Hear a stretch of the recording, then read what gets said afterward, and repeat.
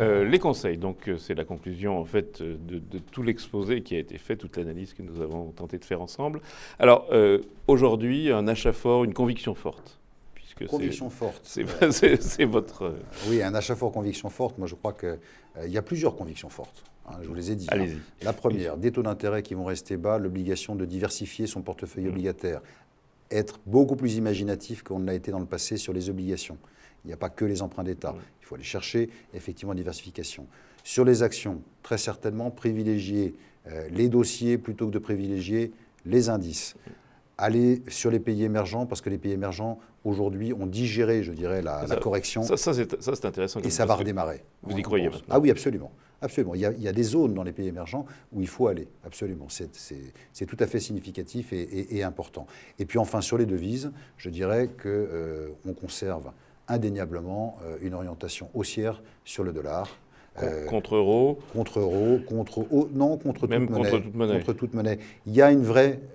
nous croyons à la coordination des banques centrales, oui, donc, à leur coopération.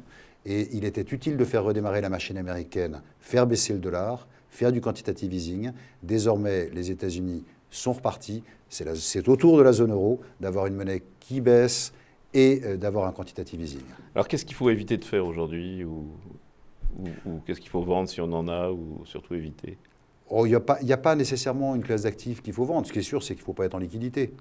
La liquidité, si vous voulez, aujourd'hui... elle n'est pas rémunérée, ça. Elle n'est pas rémunérée. Je dirais même qu'elle est anormalement non rémunérée. Oui. C'est clairement le rentier qui est en monétaire. En fait, il subit un impôt, oui. Il subit un prélèvement. Bon, on passe beaucoup de temps quand même à optimiser en général fiscalement. Là, franchement, sans s'en rendre compte, en réalité, on prélève une rémunération. Donc, il ne faut pas rester en liquidité. Il faut accepter d'être peut-être un tout petit peu moins liquide, au sens où on l'entend dans les marchés, et puis rallonger sa vision.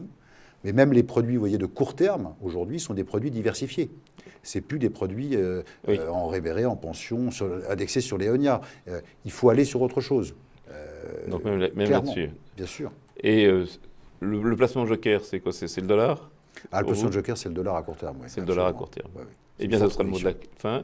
Nicolas Duban, merci beaucoup. Rendez-vous la semaine prochaine, même heure, même endroit. Merci Hubert.